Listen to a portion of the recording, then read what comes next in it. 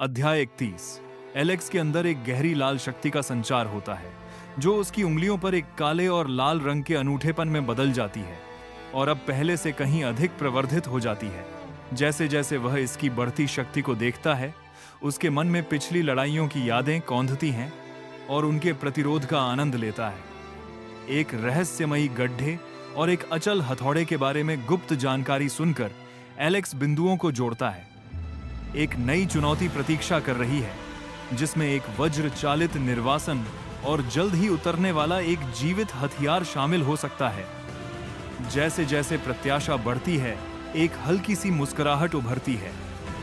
बाद में पास की एक इमारत पर बैठी स्पाइडर वुमन को देखकर एलेक्स चुपचाप दमन तकनीक के प्रति अपने प्रतिरोध की गोपनीयता बनाए रखने में उसकी मदद के लिए आभार व्यक्त करता है, यह सुनिश्चित करते हुए कि खेल अप्रत्याशित और मजेदार बना रहे। आपकी मदद के लिए शुक्रिया। अगली बार जब हम मिलेंगे तो मैं अपना आभार प्रकट करने के लिए आपको एक उपहार दूंगी। ग्वेन ने एक भौं उठाई, यह जानने के लिए उत्सुक कि रहस्यमयी सफेद बालों वाले म्यूटेंट ने उसके लिए क्या सरप्राइजेस रखा है। एलेक्स की मनमोहक मुस्कान और गूढ़ शब्द, इसका इंतजार करते रहो, मुझे यकीन है कि तुम्हें यह पसंद आएगा, ने रहस्य को और गहरा कर दिया। उसने जब बारक वो साल कारने के लिंक से बंधरा समझ कर दिया, जवाब देने के लिए मुंह खोला, लेकिन वह पहले ही एक कदम आगे बढ़कर गायब हो चुका था।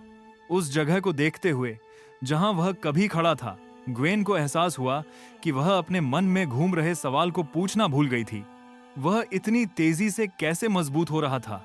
अच्छा, अगली बार पूछूंगी, उसने मुस्कुराते हुए फुसफुसाया, फिर छत से छलांग लगा दी और शहर से दूर निकल गई। इस बीच एलेक्स अपनी अगली मंजिल की ओर नहीं भागा, वह एक महंगे रेस्टोरेंट में चला गया। हालांकि लेवल 4 उसे सिर्फ ऊर्जा पर जीने की अनुमति दे सकता था, फिर भी उसने दक्षता की बजाय एक शानदार भोजन को चुना। उनकी भूख के कारण बिल हजारों में पहुंच गया, लेकिन उनकी वर्तमान शक्ति के कारण लागत अब चिंता का विषय नहीं रही। अध्याय 31। एलेक्स के अंदर एक गहरी लाल शक्ति का संचार होता है जो उसकी उंगलियों पर एक काले और लाल रंग के अनूठेपन में बदल जाती है और अब पहले से कहीं अधिक प्रवर्धित हो जाती है। जैसे जैसे वह इसकी बढ़ती शक्ति को देखता है, उसके मन में पिछली लड़ाइयों की यादें कौंधती हैं और उनके प्रतिरोध का आनंद लेता है। एक रहस्यमयी गड्ढे और एक अचल हथौड़े के बारे में गुप्त जानकारी सुनकर एलेक्स बिंदुओं को जोड़ता है। एक नई चुनौती प्रतीक्षा कर रही है जिसमें एक वज्र चालित निर्वासन और जल्द ही उतरने वाला एक जीवित हथियार शामिल हो सकता है। जैसे जैसे प्रत्याशा बढ़ती है, एक हल्की सी मुस्कुराहट उभरती है। बाद में पास की एक इमारत पर बैठी स्पाइडर वुमन को देखकर एलेक्स चुपचाप दमन तकनीक के प्रति अपने प्रतिरोध की गोपनीयता बनाए रखने में उसकी मदद के लिए आभार व्यक्त करता है, यह सुनिश्चित करते हुए कि खेल अप्रत्याशित और मजेदार बना रहे। यहाँ के बच्चे भी आपकी तरह ही म्यूटेंट हैं। अगर आप हमारे साथ जुड़ते हैं तो आपको फिर कभी अकेलापन महसूस नहीं होगा। और हाँ, आप इस समय गंभीर खतरे में हैं। सरकार और सेना पहले ही आप पर नजर गड़ाए हुए हैं। अपनी शक्तिशाली क्षमताओं के बावजूद आप अकेले उन सब का सामना नहीं कर सकते। अगर आप हमारे साथ जुड़ते हैं तो एक्स-मैन आपकी छवि साफ करने के लिए सरकार और सेना से बातचीत करने के लिए आगे आएंगे। उसके आसपास साइक्लोप्स और बाकी लोग आत्मविश्वास से भरी मुस्कान के साथ एलेक्स की ओर देख रहे थे।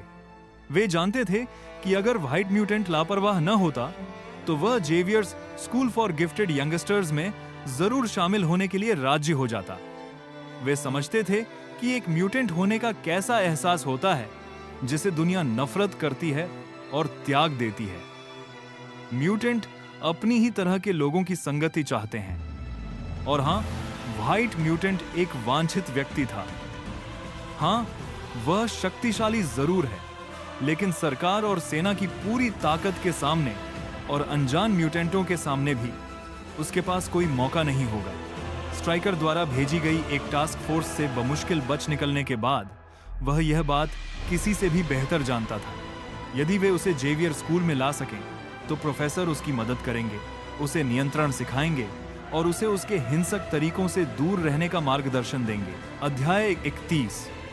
एलेक्स के अंदर एक गहरी लाल शक्ति का संचार होता है जो उसकी उंगलियों पर एक काले और लाल रंग के अनूठेपन में बदल जाती है और अब पहले से कहीं अधिक प्रवर्धित हो जाती है। जैसे जैसे वह इसकी बढ़ती शक्ति को देखता है, उसके मन में पिछली लड़ाइयों की यादें कौंधती हैं और उनके प्रतिरोध का आनंद लेता है।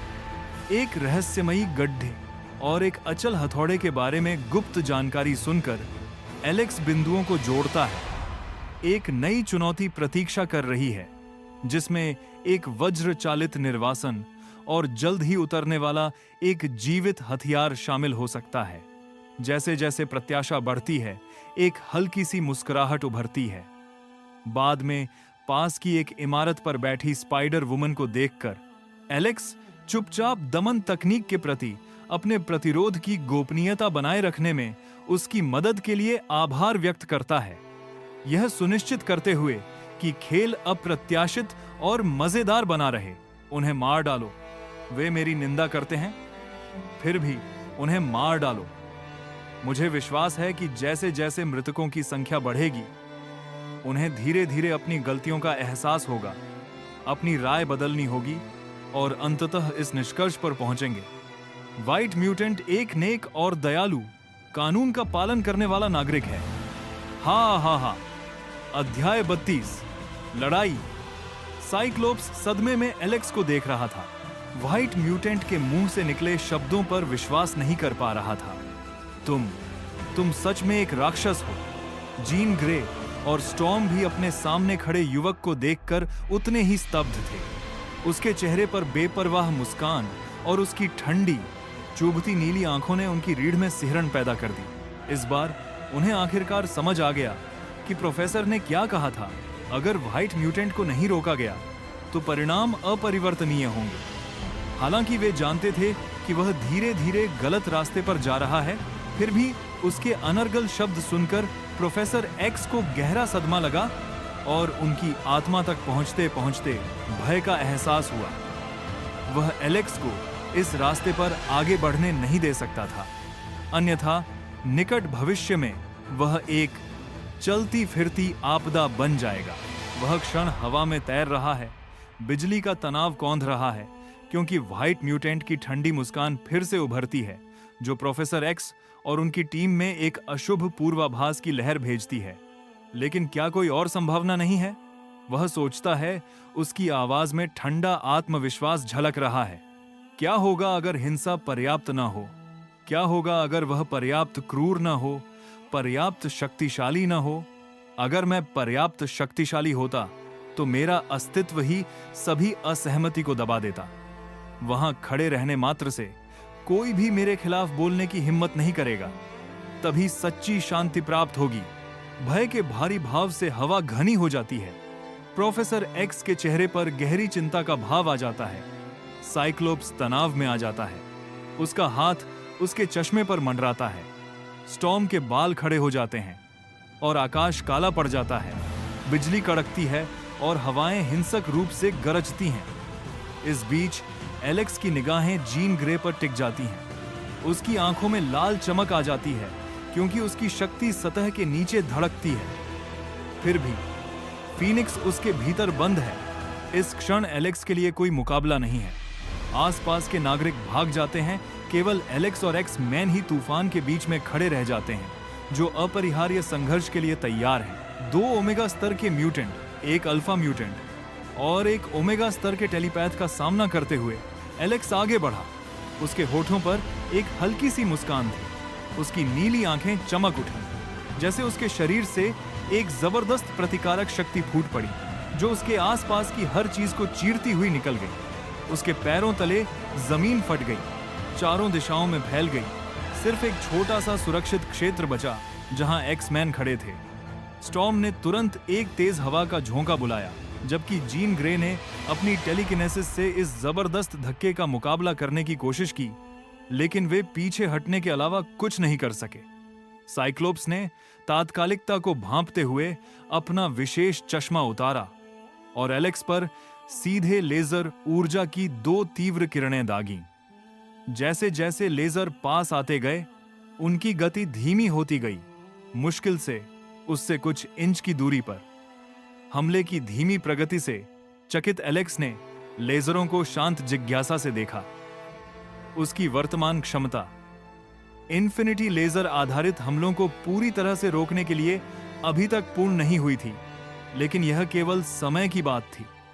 एलेक्स ने अपना हाथ उठाकर लापरवाही से लेजरों के रास्ते में रख दिया और देखता रहा कि वे अचानक रुक गए और गायब होने लगे। साइक्लोप्स जड़वत खड़ा रहा, उसके चेहरे पर अविश्वास साफ झलक रहा था। कैसे वह अपने नंगे हाथों से मेरे लेजरों को रोक सकता है? अध्याय 31। एलेक्स के अंदर एक गहरी लाल शक्ति का संचार होता है, जो उसकी उंगलियों पर एक काले और लाल रंग के अनूठेपन में बदल जाती है और अब पहले से कहीं अधिक प्रवर्धित हो जाती है। जैसे जैसे वह इसकी बढ़ती शक्ति को देखता है, उसके मन में पिछली लड़ाइयों की यादें कौंधती हैं और उनके प्रतिरोध का आनंद लेता है। एक रहस्यमयी गड्ढे और एक अचल हथौड़े के बारे में गुप्त जानकारी सुनकर एलेक्स बिंदुओं को जोड़ता है। एक नई चुनौती प्रतीक्षा कर रही है, जिसमें एक वज्र चालित निर्वासन और जल्द ही उतरने वाला एक जीवित हथियार शामिल हो सकता है। जैसे जैसे प्रत्याशा बढ़ती है, एक हल्की सी मुस्कुराहट उभरती है। बाद में पास की एक इमारत पर बैठी स्पाइडर वुमन को देखकर एलेक्स चुपचाप दमन तकनीक के प्रति अपने प्रतिरोध की गोपनीयता बनाए रखने में उसकी मदद के लिए आभार व्यक्त करता है, यह सुनिश्चित करते हुए कि खेल अप्रत्याशित और मजेदार बना रहे। लाल चेतना के सागर में आग जैसे लाल बालों और तीखी लाल आंखों वाली एक आकृति जीन ग्रे की दृष्टि से झांक रही थी। एक सफेद बालों वाली आकृति को देखकर स्तब्ध। प्रोफेसर एक्स का विश्लेषण उसके मन में गूंज रहा था, जिससे डार्क फीनिक्स को यकीन नहीं हो रहा था। एक समय वह उसके मार्गदर्शन से मिलने वाली अपार शक्ति से जूझती थी, यहां तक कि उसे तुच्छ भी समझती थी। लेकिन अब वह बस यही सोच पा रही थी, मैं उसके सामने क्या हूं? इस बीच एलेक्स लॉक, जो अब शापित ऊर्जा से सशक्त हो चुका था, अपनी जगह पर डटा रहा, जबकि स्टील को चीरने में सक्षम लेजर किरणें बिना किसी नुकसान के उस पर टकरा रही थी। उसकी रिवर्स कर्स्ड तकनीक लगातार उसके हाथ को ठीक कर रही थी, जिससे वह उस बौछार से अछूता रह गया। सिस्टम से आने वाली सूचनाएं हर कदम पर प्रगति का संकेत देती रहीं। एक ही कदम में एलेक्स ने प्रतिकर्षण बल की एक विशाल लहर छोड़ी, जिसने अपने रास्ते में आने वाली हर चीज को नष्ट कर दिया। स्टॉर्म और जीन ग्रे की संयुक्त शक्ति भी अपनी जगह पर टिक नहीं पाई और वे मलबे में जा गिरे।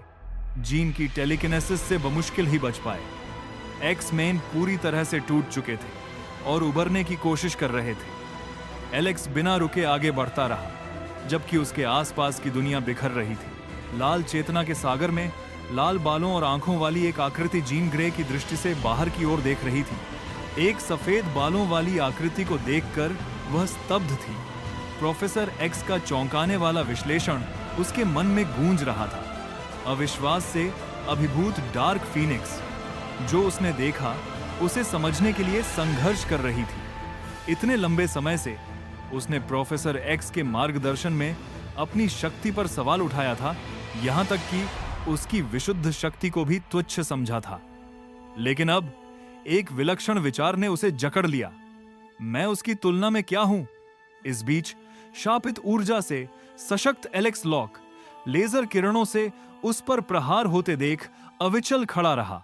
उसके शरीर ने ऊर्जा को अवशोषित कर लिया और उसकी रिवर्स कर्स्ड तकनीक ने उसके हाथ को तेजी से ठीक कर दिया, जिससे वह किरणों के हमले का सामना कर सका, जो स्टील को चीर सकती थी। हर पल के साथ उसकी असीम तकनीक इमारतें ढह गईं और स्टॉर्म और जीन ग्रे भी उस जबरदस्त ताकत को झेलने के लिए संघर्ष कर रहे थे। एक्स मेन उड़ गए। जीन की टेलीकिनेसिस ने उनकी गिरावट को कम किया, लेकिन बिखरे हुए मलबे ने उन्हें अभी भी चकनाचूर कर दिया था। यह कच्ची शक्ति का एक अजेय प्रदर्शन था। जमीन पर जूतों के टकराने की आवाज गूंज रही थी, फिर भी भयानक सफेद बालों वाला म्यूटेंट आगे बढ़ना नहीं रोक रहा था। हालांकि उनकी सुरक्षा व्यवस्था तुरंत मजबूत कर दी गई थी, फिर भी दबाव लगातार बढ़ता जा रहा था। एक ऐसे मुकाम पर पहुंच गया जहां जीन ग्रे और स्टॉर्म मुश्किल से टिक पा रहे थे। इस विनाशकारी क्षण में ऐसा लग रहा था मानो उन्होंने जो मुश्किल से बनाए थे वे जल्द ही प्रतिकर्षण की तीव्र शक्ति से ध्वस्त हो जाएंगे और वे उस अजेय शक्ति द्वारा नष्ट किए जाने के लिए असुरक्षित हो जाएंगे। साइक्लोप्स जहां गिरा था वहां से उठने के लिए संघर्ष करते हुए अपने शरीर में उमड़ती पीड़ा से जूझ रहा था। अपनी पूरी ताकत से उसने अपने सामने खड़े सफेद बालों वाले म्यूटेंट पर सीधे लेजर किरणों की बौछार कर दी। स्टॉर्म ने भी उसी प्रयास को दोहराते हुए हवा को हवा में उछाला और एलेक्स पर बिजली की एक सतत धारा बरसाई। हालांकि जो कभी एक दुर्जेय रक्षा थी उसे अब सफेद बालों वाले ओमेगा म्यूटेंट ने आसानी से ध्वस्त कर दिया। जिसने पहले अपने हाथ से लेजरों को रोक रखा था, इस बार वह हिला भी नहीं, वह बस उन्हें देखकर मुस्कुराया। वह मुस्कुराहट तब आई जब एलेक्स ने सिस्टम की अधिसूचना को अपने कानों में गूंजते सुना। लिमिटलेस तकनीक अनुभव बधाई हो, बधाई हो। लिमिटलेस तकनीक का स्तर ऊपर हो गया है। लिमिटलेस तकनीक स्तर 3 1000 परमाणु स्तर के पदार्थ में हस्तक्षेप करें, स्थान को नियंत्रित करें और उपयोगकर्ता के पास आने वाली कोई भी वस्तु धीमी हो जाएगी, उपयोगकर्ता को कभी छू नहीं पाएगी।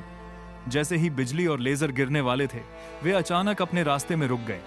लेजर जो एक बार एलेक्स की ओर बढ़ रहा था अब आगे नहीं बढ़ा, इसे अब तीव्र गति से पीछे हटाया जा रहा था।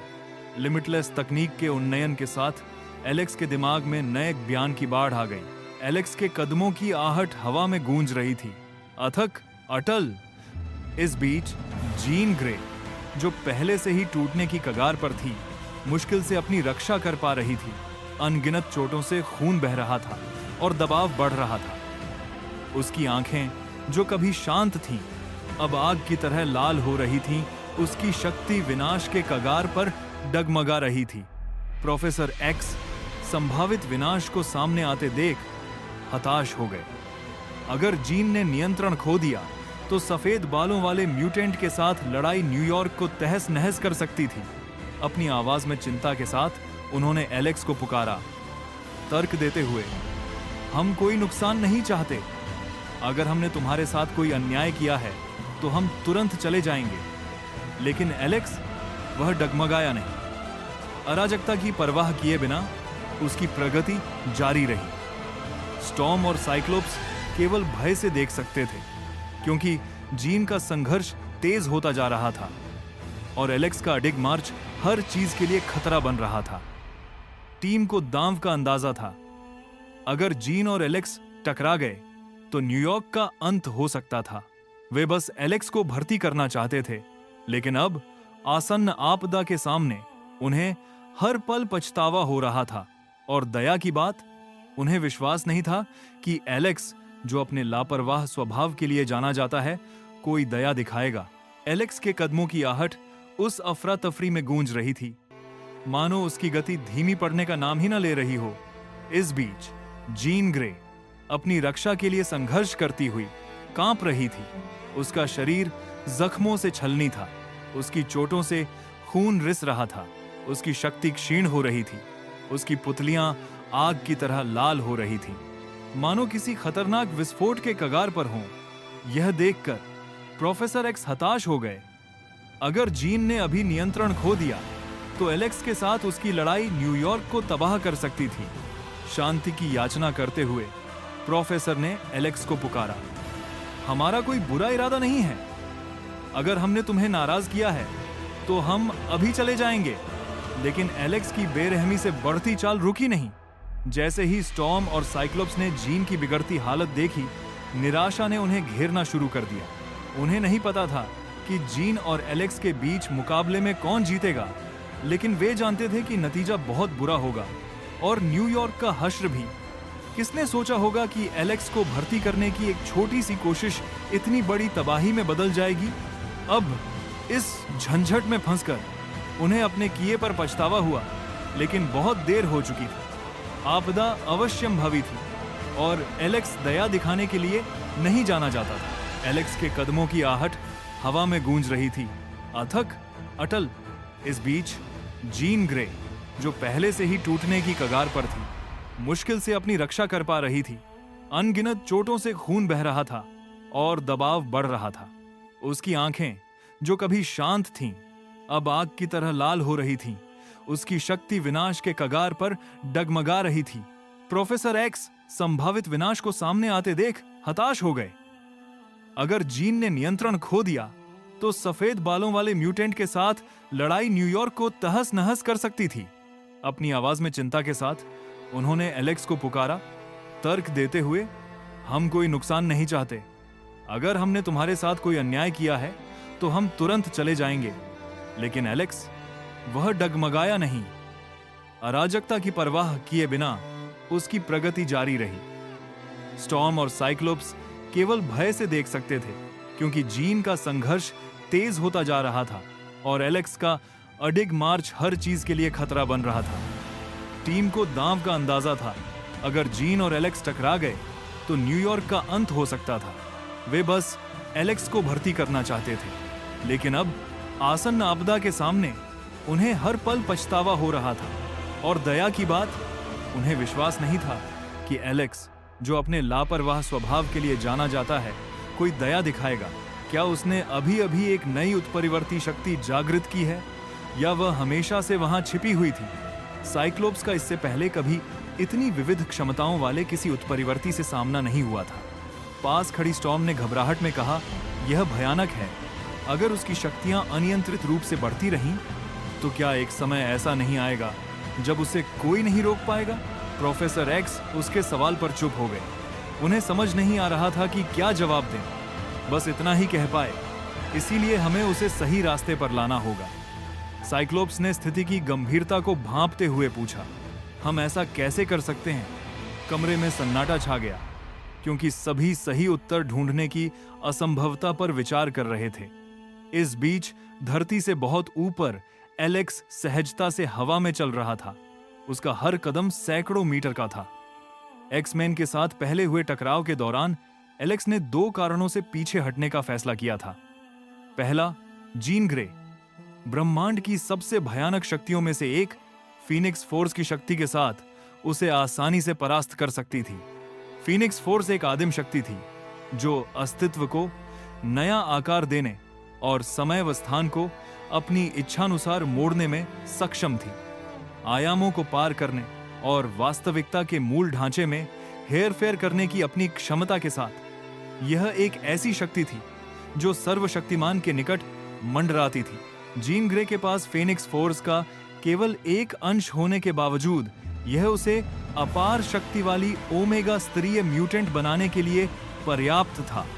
एलेक्स इस बात को लेकर अनिश्चित थी कि क्या उसकी असीमित तकनीक फीनिक्स की पदार्थ को विघटित करने की क्षमता का सामना कर पाएगी, या क्या उसकी रिवर्स कर्स्ड तकनीक फीनिक्स के विनाश की तुलना में तेजी से पुनर्जीवित हो पाएगी।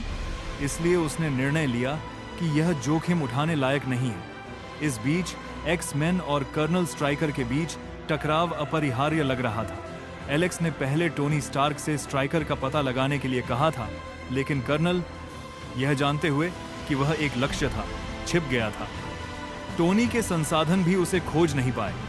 इसके बाद एलेक्स ने SHIELD की ओर रुख किया, लेकिन उसे भी वही परिणाम भुगतना पड़ा। यह महसूस करते हुए कि म्यूटेंट के प्रति अपनी गहरी नफरत के कारण स्ट्राइकर एक्स-मैन पर हमला कर सकता है, एलेक्स ने उसे बहकाने के लिए उन्हें चारे के रूप में इस्तेमाल करने का फैसला किया। अब स्ट्राइकर के चारे में आने का इंतजार करना बाकी था। उसने शीशे में अपना अक्स देखा और मुस्कुराए बिना नहीं रह सका। मुझे पता था, टॉम और बाकी लोग बस मेरे शानदार दिखने से जल रहे थे, उसने सोचा। उसका अहंकार बढ़ गया। अपने अति आत्मविश्वास को नजरअंदाज करते हुए एलेक्स मेज पर बैठे उस अजीबोगरीब समूह के पास गया, जहां थॉर और उसके साथी उसे उत्सुकता से देख रहे थे। SHIELD और पहली थॉर फिल्म की मदद से इस छोटे से शहर का पता लगाने के बाद एलेक्स ने आराम करने का फैसला किया और थॉर और बाकी लोगों को बिल्कुल फिल्मी अंदाजे में बने एक रेस्टोरेंट में पाया। एक चमकदार मुस्कान के साथ वह बैठ गया और उन उलझन भरी निगाहों को देखा। सभी को नमस्कार, आप सभी से मिलकर खुशी हुई। मैं एलेक्स हूं, लेकिन आप मुझे व्हाइट कह सकते हैं। कुछ लोग व्हाइट म्यूटेंट या व्हाइट हेयर पसंद करते हैं, लेकिन व्हाइट ही ठीक है। एलेक्स के कदमों की आहट हवा में गूंज रही थी, अथक, अटल। इस बीच जीन ग्रे, जो पहले से ही टूटने की कगार पर थी, मुश्किल से अपनी रक्षा कर पा रही थी। अनगिनत चोटों से खून बह रहा था और दबाव बढ़ रहा था। उसकी आंखें, जो कभी शांत थीं, अब आग की तरह लाल हो रही थीं। उसकी शक्ति विनाश के कगार पर डगमगा रही थी। प्रोफेसर एक्स संभावित विनाश को सामने आते देख हताश हो गए। अगर जीन ने नियंत्रण खो दिया तो सफेद बालों वाले म्यूटेंट के साथ लड़ाई न्यूयॉर्क को तहस नहस कर सकती थी। अपनी आवाज में चिंता के साथ उन्होंने एलेक्स को पुकारा, तर्क देते हुए, हम कोई नुकसान नहीं चाहते। अगर हमने तुम्हारे साथ कोई अन्याय किया है तो हम तुरंत चले जाएंगे। लेकिन एलेक्स, वह डगमगाया नहीं। अराजकता की परवाह किए बिना उसकी प्रगति जारी रही। स्टॉर्म और साइक्लोप्स केवल भय से देख सकते थे, क्योंकि जीन का संघर्ष तेज होता जा रहा था और एलेक्स का अडिग मार्च हर चीज के लिए खतरा बन रहा था। टीम को दांव का अंदाजा था। अगर जीन और एलेक्स टकरा गए तो न्यूयॉर्क का अंत हो सकता था। वे बस एलेक्स को भर्ती करना चाहते थे, लेकिन अब आसन्न आपदा के सामने उन्हें हर पल पछतावा हो रहा था। और दया की बात, उन्हें विश्वास नहीं था कि एलेक्स, जो अपने लापरवाह स्वभाव के लिए जाना जाता है, कोई दया दिखाएगा। नाउ, क्या मैं आप सबको जान सकता हूं? एलेक्स का परिचय सुनकर थॉर को छोड़कर बाकी सभी ठहाके लगाकर हंस पड़े। थॉर की होने वाली प्रेमिका जेन फोस्टर खिलखिलाकर हंसी और बोली, तुम व्हाइट म्यूटेंट हो? क्या संयोग है, हमारे यहां एक नॉर्स थंडर देवता मौजूद है। उसने थॉर की ओर मुड़कर मुस्कुराते हुए उसे चिढ़ाते हुए कहा, क्या यह सही नहीं है? थॉर, जिसे अपनी शक्तियां खोने के बाद सबने एक और पागल समझकर खारिज कर दिया था, उसे अचानक इस कमजोर इंसान के साथ एक अजीब सा जुड़ाव महसूस हुआ, जिसने उसे सचमुच पहचान लिया था। हाँ, मैं थॉर हूं, ओडिन का बेटा। तुम्हारी नजर बहुत तेज है। जब मैं म्योल्निर वापस ले लूंगा और असगार्ड लौटूंगा तो मैं तुम्हें अच्छा इनाम दूंगा। एलेक्स की मुस्कुराहट और चौड़ी हो गई। शुक्रिया, राजकुमार थोर। उन दोनों को इतनी सहजता से बातें करते देखकर मेज पर बैठे बाकी लोग हंस से बिना नहीं रह सके। एक थॉर तो पहले से ही बहुत मुश्किल था, और अब एक और था। उस समय थोर को एलेक्स का परिचय याद आया, और उसके आसपास की प्रतिक्रियाओं को देखते हुए उसने उत्सुकता से पूछा, क्या आप प्रसिद्ध हैं? हर कोई आपको क्यों घूर रहा है? एलेक्स के कदमों की आहट हवा में गूंज रही थी, अथक, अटल। इस बीच जीन ग्रे, जो पहले से ही टूटने की कगार पर थी, मुश्किल से अपनी रक्षा कर पा रही थी। अनगिनत चोटों से खून बह रहा था और दबाव बढ़ रहा था। उसकी आंखें, जो कभी शांत थीं, अब आग की तरह लाल हो रही थीं। उसकी शक्ति विनाश के कगार पर डगमगा रही थी। प्रोफेसर एक्स संभावित विनाश को सामने आते देख हताश हो गए। अगर जीन ने नियंत्रण खो दिया तो सफेद बालों वाले म्यूटेंट के साथ लड़ाई न्यूयॉर्क को तहस नहस कर सकती थी। अपनी आवाज में चिंता के साथ उन्होंने एलेक्स को पुकारा, तर्क देते हुए, हम कोई नुकसान नहीं चाहते। अगर हमने तुम्हारे साथ कोई अन्याय किया है तो हम तुरंत चले जाएंगे। लेकिन एलेक्स, वह डगमगाया नहीं। अराजकता की परवाह किए बिना उसकी प्रगति जारी रही। स्टॉर्म और साइक्लोप्स केवल भय से देख सकते थे, क्योंकि जीन का संघर्ष तेज होता जा रहा था और एलेक्स का अडिग मार्च हर चीज के लिए खतरा बन रहा था। टीम को दांव का अंदाजा था। अगर जीन और एलेक्स टकरा गए तो न्यूयॉर्क का अंत हो सकता था। वे बस एलेक्स को भर्ती करना चाहते थे, लेकिन अब आसन्न आपदा के सामने उन्हें हर पल पछतावा हो रहा था। और दया की बात, उन्हें विश्वास नहीं था कि एलेक्स, जो अपने लापरवाह स्वभाव के लिए जाना जाता है, कोई दया दिखाएगा।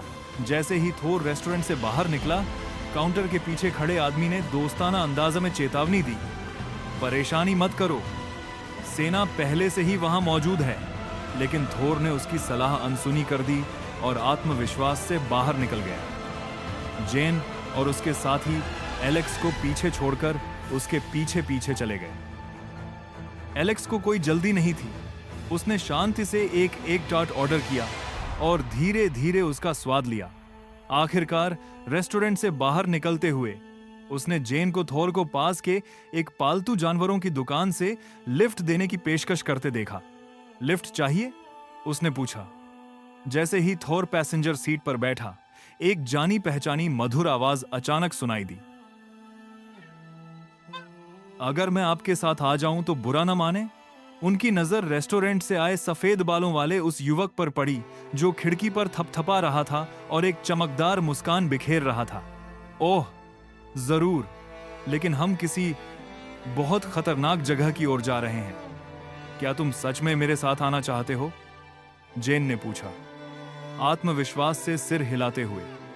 उसने जवाब दिया, हाँ। एलेक्स ने रहस्यमयी मुस्कान के साथ कहा, मैं महान थॉर से मिलने का मौका नहीं गंवाऊंगा।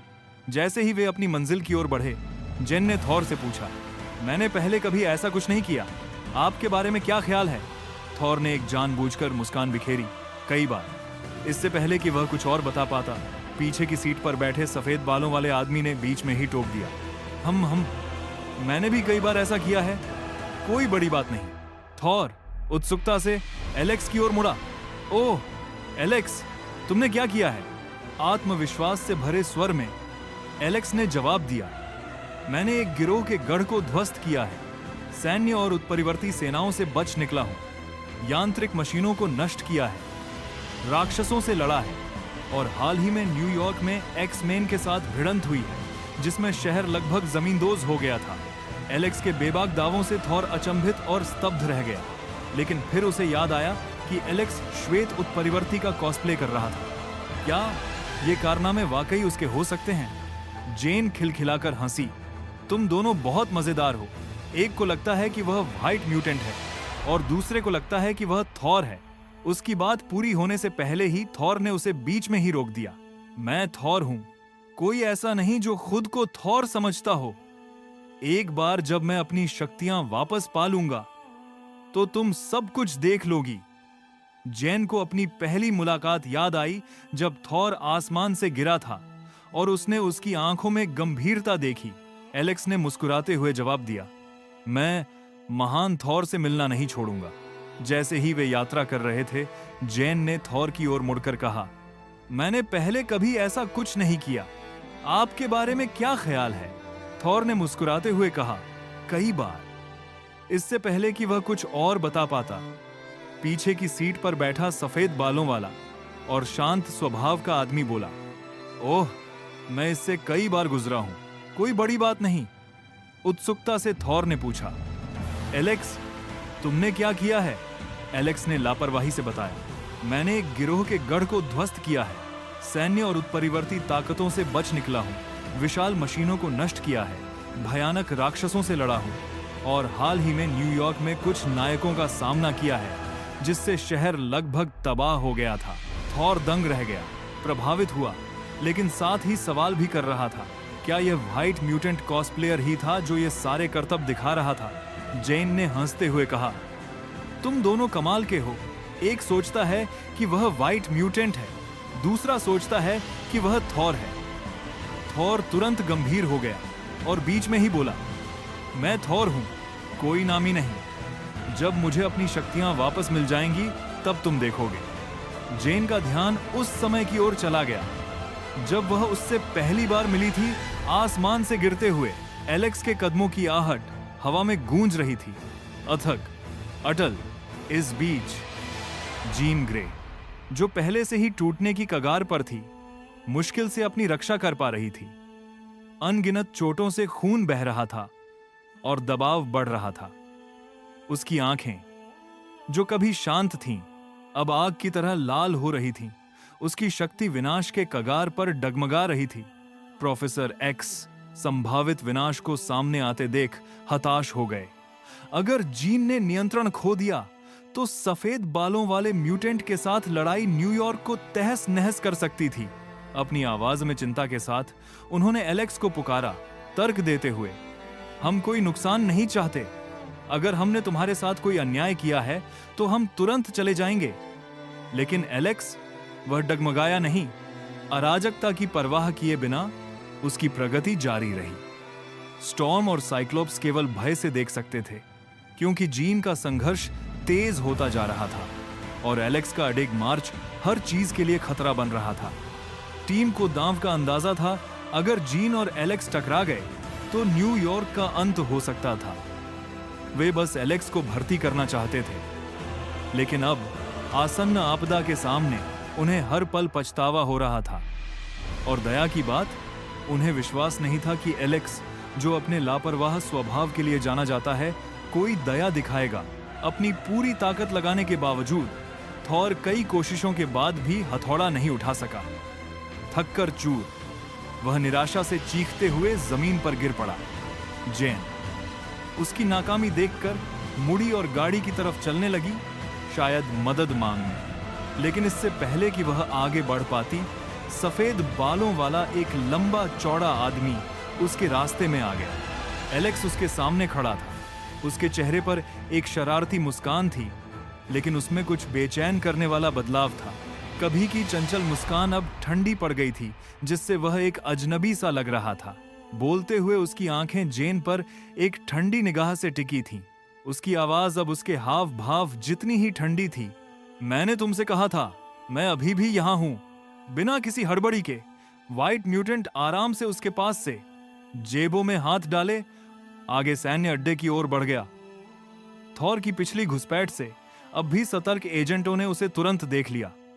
कुछ एजेंट उसे रोकने के लिए आगे बढ़े, लेकिन जैसे ही वे पास पहुंचे और उसका रूप देखा, वे झिझ गए।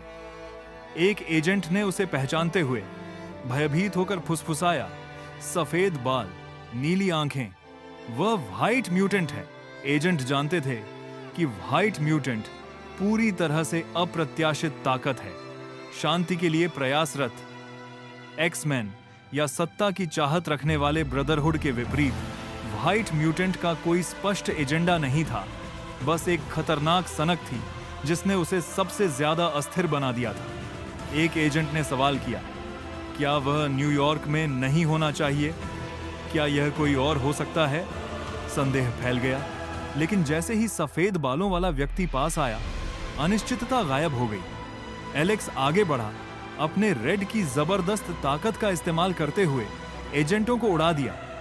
अलार्म बज उठा और रेडियो पर कड़कड़ाहट होने लगी। व्हाइट म्यूटेंट हमला कर रहा है। इस बार एजेंटों ने बिना समय गंवाए खतरे का सामना करने के लिए जल्दी से खुद को तैयार कर लिया। अपनी सुविधाजनक जगह से हॉकाई, जो पहले थॉर के हमले पर नजर रख रहा था, ने अपने ईयरपीस में अलार्म बजते सुने। ऐसा लगता है कि आपने limitless rebirth, Alex lock in the Marvel multiverse शीर्षक से एक दस्तावेज साझा किया है, जिसमें मार्वल से प्रेरित एक कहानी के जटिल कथानक और चरित्र विकास का विवरण दिया गया है। यह कहानी एलेक्स लॉक नामक एक कॉलेज छात्र के इर्द गिर्द घूमती है, जो अपार शक्तियां प्राप्त करने के बाद एक टूटे हुए मल्टीवर्स में उलझ जाता है। क्या आप इस सामग्री से संबंधित किसी विशिष्ट विषय में सहायता चाहते हैं? चाहे वह कथा को परिष्कृत करना हो, चरित्र विवरणों को समायोजित करना हो या विषयों की खोज करना हो, मैं आपकी सहायता के लिए यहां हूं। अपनी पूरी ताकत लगाने के बावजूद थॉर कई कोशिशों के बाद भी हथौड़ा नहीं उठा सका। थककर चूर, वह निराशा से चीखते हुए जमीन पर गिर पड़ा। जैन उसकी नाकामी देखकर मुड़ी और गाड़ी की तरफ चलने लगी, शायद मदद मांगने। लेकिन इससे पहले कि वह आगे बढ़ पाती, सफेद बालों वाला एक लंबा चौड़ा आदमी उसके रास्ते में आ गया। एलेक्स उसके सामने खड़ा था। उसके चेहरे पर एक शरारती मुस्कान थी, लेकिन उसमें कुछ बेचैन करने वाला बदलाव था। कभी की चंचल मुस्कान अब ठंडी पड़ गई थी, जिससे वह एक अजनबी सा लग रहा था।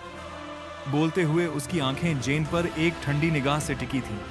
उसकी आवाज अब उसके हाव भाव जितनी ही ठंडी थी। मैंने तुमसे कहा था, मैं अभी भी यहां हूं। बिना किसी हड़बड़ी के व्हाइट म्यूटेंट आराम से उसके पास से जेबों में हाथ डाले आगे सैन्य अड्डे की ओर बढ़ गया। थॉर की पिछली घुसपैठ से अब भी सतर्क एजेंटों ने उसे तुरंत देख लिया। कुछ एजेंट उसे रोकने के लिए आगे बढ़े, लेकिन जैसे ही वे पास पहुंचे और उसका रूप देखा, वे झिझ गए। एक एजेंट ने उसे पहचानते हुए तो मेरे 2000 तुरंत देख लिया। भयभीत होकर फुसफुसाया, सफेद बाल, नीली आंखें, वह व्हाइट म्यूटेंट है। कूलसन ने बाहर कदम रखते ही विनाश को देखा। अस्थायी ढांचे एक जबरदस्त प्रतिकर्षण बल द्वारा ध्वस्त हो गए थे। मूसलाधार बारिश ने जमीन को दलदल में बदल दिया, जिससे ज्यादातर एजेंट बिखर गए, भीग गए और अपनी दिशा पाने के लिए संघर्ष करने लगे। इस अफरा तफरी के बीच एक आकृति दृश्य के ऊपर तैर रही थी, बारिश से अछूती, जैसे एक अदृश्य बल क्षेत्र पानी को प्रतिकर्षित कर रहा हो, जिससे उसके चारों ओर एक स्पष्ट गोला बन गया हो। वह हवा में कीचड़ पर हल्के से कदम रखते हुए ऐसे चल रहा था मानो इस दुनिया का हिस्सा ही ना हो। तबाही का मंजर देखकर कूलसन ने पुकारा, मिस्टर एलेक्स, मिस्टर एलेक्स, मैं कूलसन हूं। हम स्टार्क टावर पर मिले थे। कृपया रुकें, हम आपके आगमन का स्वागत करते हैं। उसकी आवाज सुनते ही एलेक्स ने बल छोड़ा और नीचे उतरकर कूलसन के पास खड़ा हो गया। जैसे ही एलेक्स प्रकट हुआ और अपना विनाशकारी प्रदर्शन बंद किया, कूलसन ने राहत की सांस छोड़ते हुए बुदबुदाया, मिस्टर एलेक्स, आपको ऐसे प्रवेश की जरूरत नहीं थी। लोकी मुड़ा। एक ऐसी आवाज सुनी जिसे उसकी अदृश्य अवस्था में उसे नहीं सुनना चाहिए था। लेकिन जैसे ही उसकी नजर एलेक्स पर पड़ी, उसने तुरंत एक गर्वीले, राजसी अंदाज में नीचे खड़े होने के बावजूद उसे नीचे देखते हुए नजरें मिलाईं। मिडगार्ड के पराक्रमी, तुम असगार्ड के राजा के सामने खड़े हो, उसने घोषणा की। हालांकि एलेक्स प्रभावित नहीं हुआ। उसका चरित्र 56% संलयन पर था, शक्तिशाली क्षमताओं को अनलॉक कर रहा था और उसके चेहरे पर एक शरारती मुस्कान फैल गई। ऐसा लग रहा था कि इस घमंडी राजकुमार को सबक सिखाने का समय आ गया है। लोकी की ओर बढ़ते हुए एलेक्स ने कोई सम्मान दिखाने की कोशिश नहीं की। इस मामूली मिडगार्डियन की निर्भीकता से हैरान लोकी ने एक खंजर मंगवाया, उसे उसकी जगह दिखाने के लिए तैयार। एक मुस्कुराहट के साथ लोकी झपटा, दयनीय मिडगार्डियन, सम्मान सीखने का समय आ गया है, सम्मान सीखने का समय आ गया है। खंजर के वार से ठीक पहले लोकी को आत्मविश्वास महसूस हुआ। खंजर के पास आते ही मिडगार्डियन ने कोई प्रतिक्रिया तक नहीं दी, वहीं बिना हिले डुले खड़ा रहा। बचाव की इस कमी ने लोकी को बोर कर दिया और उसे शक होने लगा कि क्या यह कोशिश सार्थक होगी। लोकी ने एक आवाज सुनकर मुड़कर देखा तो पाया कि अदृश्यता में लिपटे एक इंसान ने उसे देख लिया था। अपने आश्चर्य के बावजूद लोकी ने जल्दी से खुद को संभाला, एक आत्मसंतुष्ट श्रेष्ठ भाव अपनाया और अपने सामने खड़े इंसान को नीचे देखा। भले ही एलेक्स नीचे खड़ा था, एक नाटकीय अंदाज में लोकी ने अपनी बाहें फैलाईं और घोषणा की, मिडगार्ड के पराक्रमी, आपको असगार्ड के राजा से मिलने का सम्मान प्राप्त है। एलेक्स ने अपने सामने खड़े घमंडी व्यक्ति की ओर और फिर अपने चरित्र टेम्पलेट पर नजर डाली, जो अब 56% फ्यूजन पर था और शक्तिशाली क्षमताओं को अनलॉक कर रहा था। उसके चेहरे पर एक धूर्त मुस्कान फैल गई। इस घमंडी राजकुमार को सबक सिखाने का समय आ गया था। सम्मान दिखाने के इरादे के बिना लोकी की ओर बढ़ते हुए एलेक्स की निर्भीकता ने लोकी के चेहरे की भ्रुकुटी को और गहरा कर दिया। एक व्यंग्यात्मक मुस्कान के साथ वह झपटा और ताना मारते हुए बोला, दयनीय मिडगार्डियन, लगता है मुझे तुम्हें राजा के सामने घुटने टेकना सिखाना पड़ेगा। लेकिन जैसे ही लोकी का खंजर वार करने वाला था, एलेक्स बेफिक्र रहा, एक पल भी नहीं हिला और हमला किसी ने देखा तक नहीं। लोकी उबकर रुक गया। यह मिडगार्डियन अलग था और शायद जितना उसने सोचा था उससे कहीं ज्यादा दिलचस्प। जैसे ही खंजर अपने लक्ष्य की ओर बढ़ा, लोकी का चेहरा आत्मविश्वास से अविश्वास में बदल गया। हथियार हवा में ही रुक गया, एक पल के लिए भी आगे नहीं बढ़ सका। यह कैसी शक्ति है? लोकी बुदबुदाया। उसकी आवाज में उलझन थी। इससे पहले कि वह आगे कुछ बोल पाता, एलेक्स से एक विनाशकारी शक्ति निकली जो थोर के हथौड़े की ताकत से कहीं ज्यादा थी। लोकी पीछे की ओर तेजी से गिरा, कांच की दीवारों से टकराता हुआ, धातु के सहारे चकनाचूर होते हुए और अंततः बेस की बाहरी बाड़ को तोड़ता हुआ दर्दनाक तरीके से रुक गया। पीड़ा से कराहते हुए लोकी ने अपनी पीठ पकड़ ली, भारी दर्द से बेसुध। क्या यह वाकई मिडगार्डियन है? उसने सोचा। जो कुछ हुआ था उसकी वास्तविकता को समझने के लिए संघर्ष करते हुए। इससे पहले कि वह संभल पाता, एक शक्तिशाली गुरुत्वाकर्षण ने उसे सफेद बालों वाले उस नश्वर की ओर वापस खींच लिया। कोई भी प्रतिरोध उसे रोक नहीं सका, यहां तक कि वह खंजर भी नहीं जिसे उसने जमीन में ठोक दिया था। कुछ ही क्षणों में लोकी को वापस उस कमरे में खींच लिया गया जहां म्योलनिर लेटा हुआ था, और उसे एक बार फिर उस भयानक मानव का सामना करना पड़ा। एलेक्स ने मुस्कुराते हुए लोकी को एक बार फिर पकड़ लिया। उसकी आंखों में एक शरारती चमक थी। लोकी के एक पैर पर जोरदार पकड़ के साथ एलेक्स ने अपनी शाप शक्ति छोड़ी और उस धोखेबाज देवता के शरीर को उसकी चरम सीमा तक धकेल दिया। लोकी को आगे पीछे झुलाते हुए उसने उसे बार बार जमीन पर पटका, हर बार और भी ज्यादा अफरा तफरी मचा रहा था। हड्डियों को हिला देने वाले दर्जनों प्रहारों के बाद एलेक्स आखिरकार रुका, जिससे लोकी हक्का बक्का रह गया और अपने अस्तित्व पर ही सवाल उठाने लगा। एलेक्स ने सहजता से कहा, कोई आश्चर्य नहीं कि हल्क को चीजें तोड़ना पसंद है। यह वाकई अच्छा लगता है। दूर से कूल्सन ने यह दृश्य देखा, फिर जमीन पर पड़े सींग वाले व्यक्ति को देखकर उसकी जिज्ञासा बढ़ गई। मिस्टर एलेक्स, यह कौन है? उसने पूछा। अभी भी संतुष्टि के अपने पल का आनंद लेते हुए एलेक्स ने बेपरवाही से कंधे उचका दी। लोकी, ओडिन का पुत्र, असगार्ड का दूसरा राजकुमार और एक शरारती बच्चा जो कुछ 1000 साल पुराना है। कूल्सन अविश्वास में पलकें झपका रहा था। लोकी, क्या यह कोई पौराणिक पात्र नहीं है? एलेक्स ने भौहें चढ़ाईं। पुराने जमाने के आदिम लोगों को उन्नत तकनीक और जादू से लैस प्राणी भगवान जैसे लगते थे, लेकिन असल में वे बस एलियन हैं। बेहतर तो हैं, पर फिर भी एलियन, एलेक्स ने समझाया। उसकी नजरें लोकी पर टिकी थीं, जिसे बुरी तरह पीटा गया था। कूल्सन यह दृश्य देख रहा था, खुद से सोचे बिना नहीं रह सका। यह कैसा कमजोर देवता है। लोकी को पूछताछ कक्ष में ले जाने के बाद एलेक्स चिंतित नहीं था। वह जानता था कि लोकी अंततः बच निकलेगा। आखिरकार कोई भी मानव एजेंट शरारत के देवता को नहीं रोक सकता। लेकिन यही तो योजना थी। अगर लोकी नहीं बचता तो विध्वंसक कवच पृथ्वी पर नहीं आता और माइंडस्टोन कभी प्रकट नहीं होता। एलेक्स का ध्यान म्योलनिर पर गया।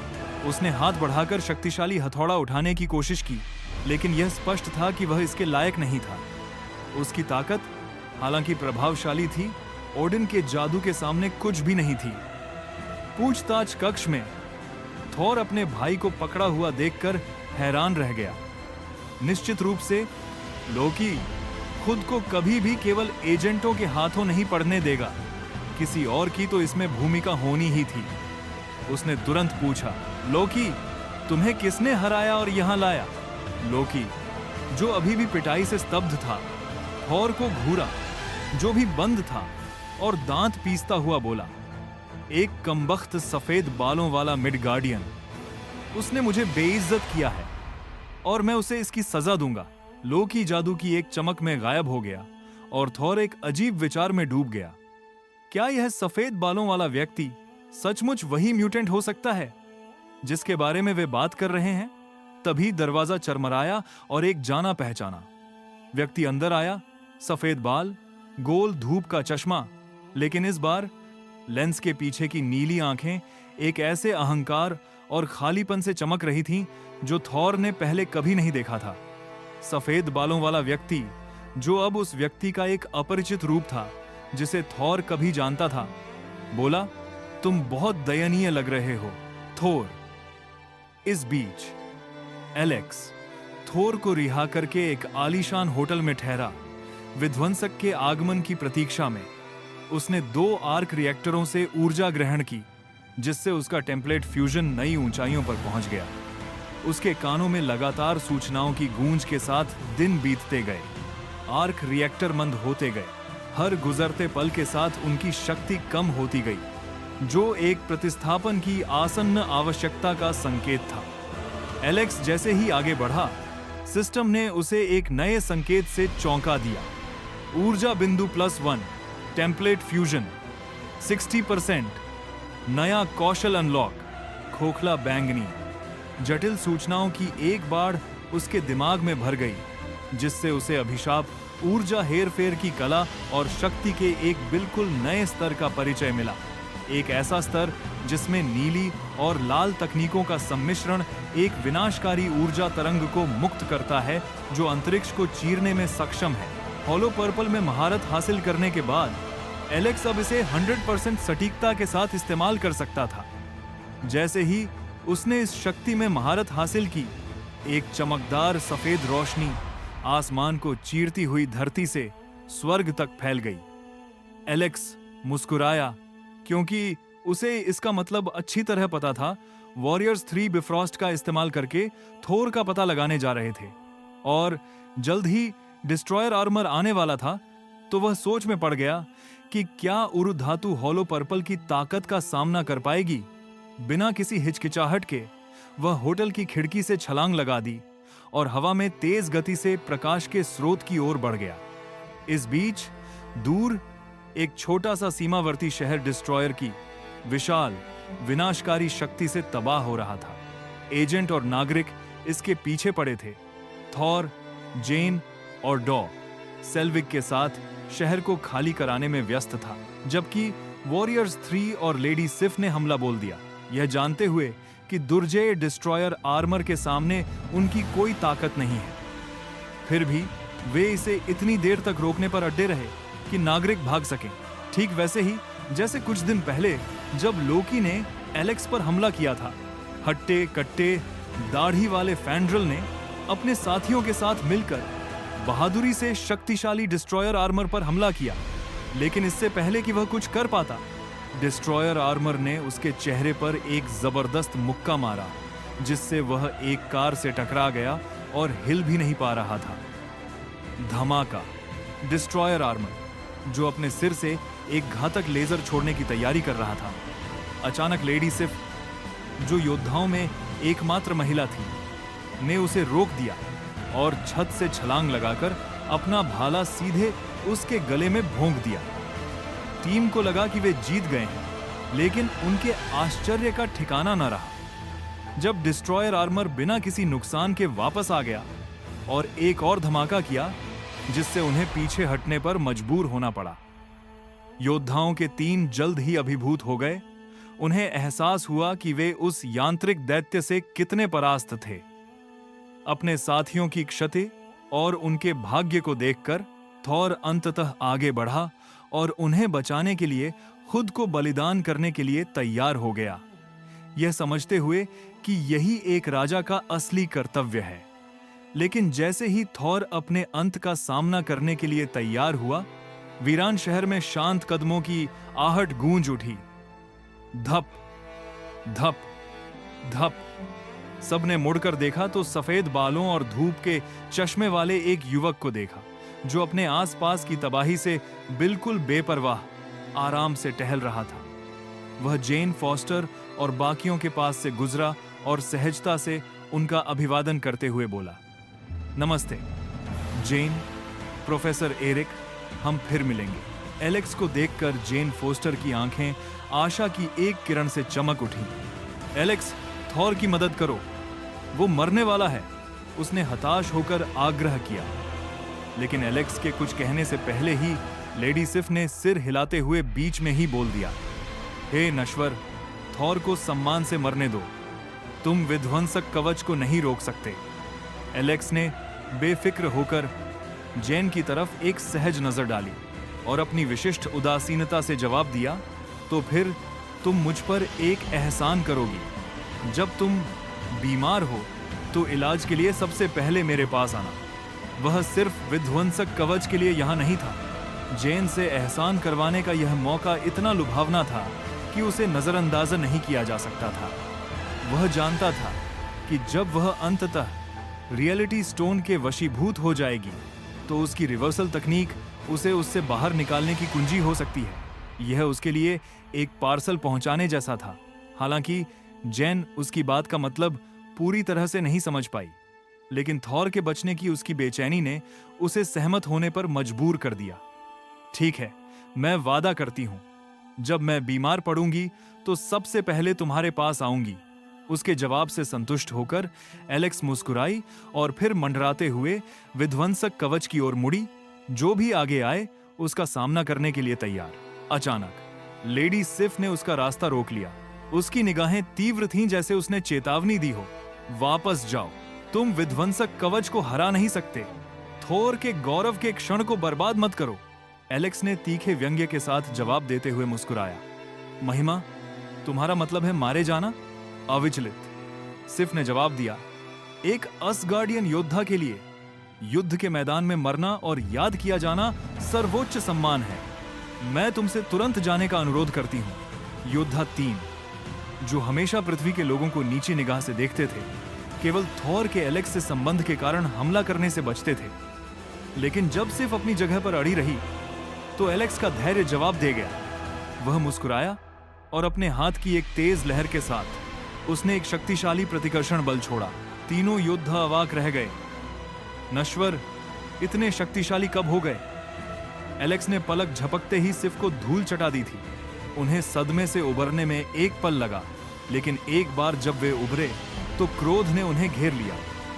एक मामूली मिडगार्डियन की हिम्मत कैसे हुई कि उनके सबसे शक्तिशाली योद्धाओं में से एक पर हमला करे? अक्षम्य। लेकिन एलेक्स तक पहुंचने से पहले ही बाकी योद्धा कई इमारतों से टकराकर बेहोश हो गए। जैन फोस्टर अभी भी इस रहस्योद्घाटन को समझ रही थी कि एलेक्स सफेद बालों वाला म्यूटेंट था। अपनी आंखों पर विश्वास नहीं कर पा रही थी। क्या वह सचमुच इतना शक्तिशाली था? देवताओं से भी शक्तिशाली? इस बीच डॉ, सेल्विग और डार्सी एलेक्स की असली पहचान से अनजान, मुश्किल से समझ पा रहे थे कि वे क्या देख रहे हैं। क्या वह सचमुच सफेद बालों वाला म्यूटेंट था, न कि कोई साधारण कॉस्प्लेयर? असगार्डियनों से निपटने के बाद एलेक्स आगे बढ़ा, मानो टेलीपोर्ट हो गया हो, और थॉर और विध्वंसक कवच के सामने खड़ा था। थॉर ने पहले तो राहत महसूस की, फिर गंभीर होकर चेतावनी दी। एलेक्स, लापरवाही मत करो। विध्वंसक कवच, जिसे उसके पिता ने सेलेस्टियल्स का सामना करने के लिए पूरी तरह से उरु धातु से तैयार किया था, बेजोड़ शक्ति बिखेरता है और इसे कोई रोक नहीं सकता।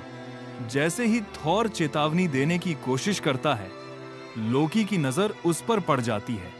लेकिन इससे पहले कि थॉर कुछ कह पाता, कवच चार्ज हो जाता है और एलेक्स पर एक और भी विनाशकारी ऊर्जा किरण छोड़ता है। इस बीच असगार्ड में लोकी, जो अब कवच को नियंत्रित कर रहा है, दुष्ट संतुष्टि के साथ मुस्कुराता है। यह वह क्षण है जिसका वह इंतजार कर रहा था। उस आदमी से बदला जिसने कुछ दिन पहले उसे अपमानित किया था। एलेक्स की ताकत के बावजूद वह विध्वंसक कवच की पूरी ताकत से बच नहीं पाएगा। एलेक्स को सजा दिलाने के लिए उत्सुक लोकी कवच में मौजूद हर चीज को छोड़ देता। थॉर मुड़ गया। वह देख पाने में असमर्थ था जिसे वह एलेक्स का अंतिम क्षण मान रहा था। डिस्ट्रॉयर कवच के सीधे प्रहार से कोई भी बच नहीं सकता। लेकिन अगले ही पल उसे सदमा लगा। दूसरी ओर दूर से देख रहा लोकी भी स्तब्ध रह गया जब एक मुट्ठी ऊर्जा किरण को चीरती हुई डिस्ट्रॉयर की छाती से टकराई। उनके बीच काली और लाल बिजली का एक प्रचंड विस्फोट हुआ। आघात तरंग ने दसियों मीटर तक क्षेत्र को तहस नहस कर दिया और धूल से डिस्ट्रॉयर का विशाल इस्पाती शरीर हवा में उछल पड़ा। उस क्षण विजयी होने के बावजूद एलेक्स अछूता नहीं रहा। उसकी छाती पर एक जलती हुई जलन के निशान थे। किरण की शक्ति उन सबसे तीव्र ऊर्जा प्रहारों से भी बढ़कर थी जिनका उसने पहले सामना किया था। फिर भी कुछ ही सेकंड में घाव फीका पड़ गया, रिवर्स कर्स्ड तकनीक से ठीक हो गया। एलेक्स की आंखें प्रत्याशा से चमक उठीं जब डिस्ट्रॉयर दूर से पूरी तरह से सुरक्षित फिर से ऊपर उठा। यह लड़ाई अभी खत्म नहीं हुई थी, हालांकि यह उनका पहला मुकाबला था। एलेक्स पहले से ही खुद को एक मुश्किल स्थिति में पा रहा था। इस अजीब दुनिया में आने के बाद से एक दुर्लभ एहसास, लेकिन हार मानने के बजाय उसका उत्साह बढ़ता गया। इस ब्रह्मांड में ब्लैक फ्लैश तकनीक किसी हमले की शक्ति को केवल 2.5 गुना बढ़ाने से कहीं अधिक करती है। यह उपयोगकर्ता को पूर्ण एकाग्रता की स्थिति में ला देती है। यह जोन शक्ति, गति, शापित ऊर्जा और सजगता को उनकी अधिकतम क्षमता, उनकी सामान्य क्षमता का 120% तक बढ़ा देता है, जिससे अविश्वसनीय उपलब्धियां प्राप्त होती हैं। जिस क्षण एलेक्स ने ब्लैक फ्लैश छोड़ा, वह इस अवस्था में आ गया, अपनी ऊर्जा में उछाल और अपनी गति को अकल्पनीय ऊंचाइयों तक पहुंचते हुए महसूस किया। विध्वंसक कवच, जो अभी भी दूर था, ने ठीक उस पर निशाना साधते हुए एक और लेजर दागा, लेकिन एलेक्स ने अपनी शापित तकनीक लैब्स ब्लू का उपयोग करके आसानी से उसे चकमा दे दिया और फिर बिना पसीना बहाए उसके सामने प्रकट हो गया। LV-36 आइज की सटीकता और ऊर्जा अवशोषण में महारत के साथ ब्लैक फ्लैश करना लगभग स्वाभाविक हो गया था। काली और लाल बिजली के विनाशकारी विस्फोट ने विध्वंसक कवच को फिर से उड़ा दिया, लेकिन इससे पहले कि वह बहुत दूर जा पाता, एक गहरा नीला काला छेद बन गया, जिसने कवच को भयानक बल से पीछे खींच लिया। हालांकि पहले के विपरीत, यह काला छेद विध्वंसक कवच को नुकसान नहीं पहुंचा सका। गुरुत्वाकर्षण बल के शुरुआती आघात के बाद विध्वंसक कवच ने तुरंत अनुकूलन कर लिया और भारी दबाव में स्थिर हो गया, लेकिन एलेक्स, वह प्रभावित नहीं हुआ। वह जानता था कि कवच इसे झेल सकता है।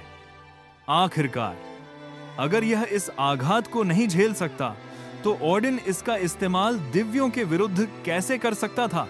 उसकी मुस्कुराहट और चौड़ी हो गई, उसकी ऊर्जा उमड़ पड़ी, अंधेरी, शापित शक्ति से कड़कती हुई। उसका शरीर उबलती हुई नीली ऊर्जा से घिरा हुआ था, जो किसी तूफान की तरह चमक रही थी और धड़क रही थी, जो टूटने को तैयार था। अपनी उंगली के एक हल्के से झटके से एक धूर्त, आनंदित मुस्कान उसके होठों पर खिंच आई और उसने कवच की ओर इशारा किया। शापित तकनीक का उलटाव, लाल, उसने फुसफुसाया। तुरंत शापित ऊर्जा उसकी उंगलियों में उमड़ पड़ी। एक काले और लाल रंग की विलक्षणता खतरनाक गति से बन गई। पलक झपकते ही वह हवा में चीरती हुई निकल गई। विस्फोट की आवाज एक भयानक धमाके के साथ विध्वंसक कवच के सिर से टकराई। विस्फोट ने युद्ध क्षेत्र को हिलाकर रख दिया। कवच पीछे की ओर उड़ गया और जमीन को चीरता हुआ निकल गया। हमले की ताकत पहले किसी भी हमले से कहीं ज्यादा थी, जिसने रास्ते में एक बड़ी खाई बना दी, और कवच आखिरकार रुक गया हजारों मीटर दूर। झटके की लहर दूर तक फैल गई, जिससे दूर एक शहर में ऐसा कंपन हुआ मानो भूकंप आ गया हो। इस समय जैन फॉस्टर और 3 योद्धा थॉर के चारों ओर खड़े थे और दूर से चल रहे युद्ध को स्तब्ध होकर चुपचाप देख रहे थे। यह थॉर अपनी पूरी शक्ति से भी ऐसा कुछ नहीं कर सकता। सिर्फ ने मन ही मन बुदबुदाया। उसे अपनी आंखों पर विश्वास नहीं हो रहा था। इस दृश्य ने शक्ति के बारे में उसकी सारी जानकारी चकनाचूर कर दी। मिडगार्डियनों में भी इतनी जबरदस्त ताकत होती है। अपनी शापित तकनीक उलटाव, लाल का प्रयोग करने के बाद एलेक्स ने अपनी सतर्कता नहीं छोड़ी। अपनी 6 आंखों से उसने घनी धूल के बीच विध्वंसक कवच देखा, अभी भी बरकरार। हालांकि उसकी छाती को कुछ नुकसान पहुंचा था और वह स्पष्ट रूप से पुनर्जीवित हो रहा था। एलेक्स बड़बड़ाए बिना नहीं रह सका, यह सोचकर कि थोर की फिल्मी लड़ाई के दौरान कवच ने इतनी ताकत क्यों नहीं दिखाई। ऐसा लग रहा था कि लोकी के अपने भाई के प्रति गहरे स्नेह ने उनके सामान्य झगड़ों को मामूली, बस चंचल नखरे बना दिया था। जैसे ही एलेक्स ने अपना मानसिक प्रलाप जारी रखा, विध्वंसक कवच फिर से उस पर टूट पड़ा। इससे वह और भी रोमांचित हो गया।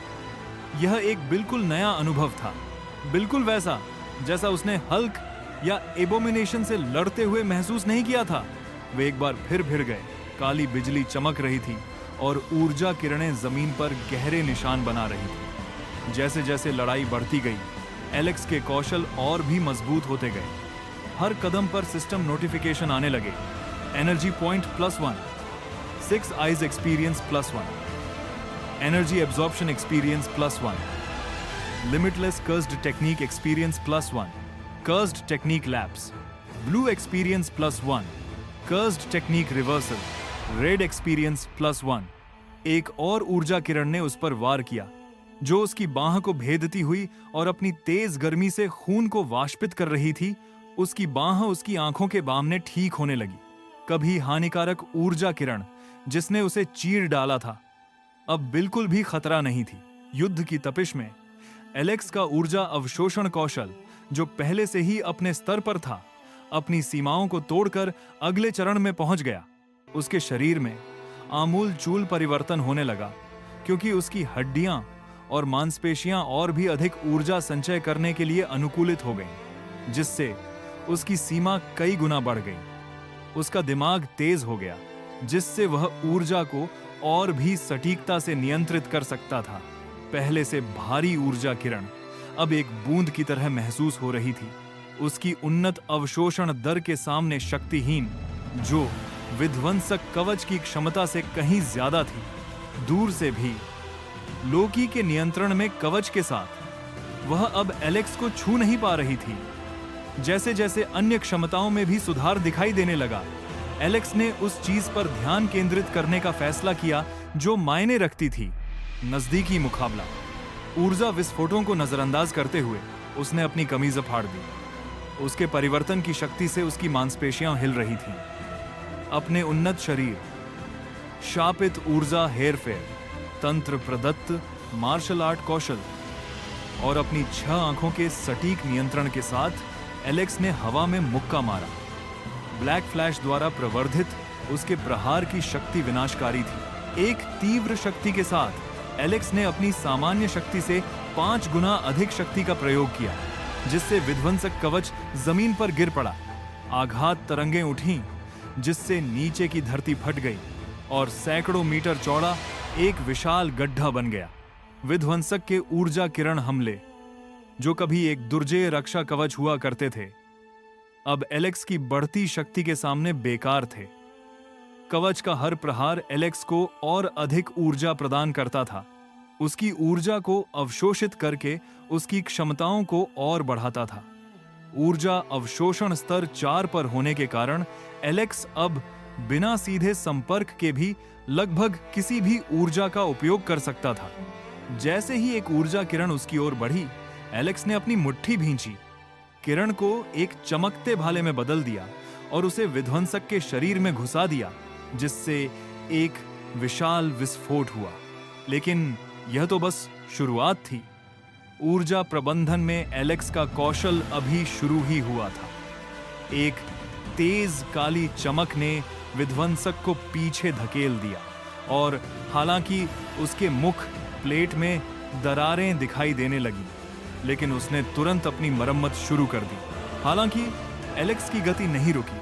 अब वह अपनी शक्तियों के साथ पूरी तरह तालमेल में था और विध्वंसक के पास कोई मौका नहीं था, क्योंकि वह हर कदम के साथ लगातार तालमेल बिठा रहा था। एक झटके में उसका शरीर अपनी जगह से गायब हो गया और विध्वंसक कवच के सामने फिर से प्रकट हुआ। उसकी हथेली उसकी छाती पर आराम से टिकी हुई थी। एक क्षण बाद ब्लैक फ्लैश ने पास से एक प्रचंड शक्ति छोड़ी, जिससे विध्वंसक के वक्ष पट में झटके महसूस हुए।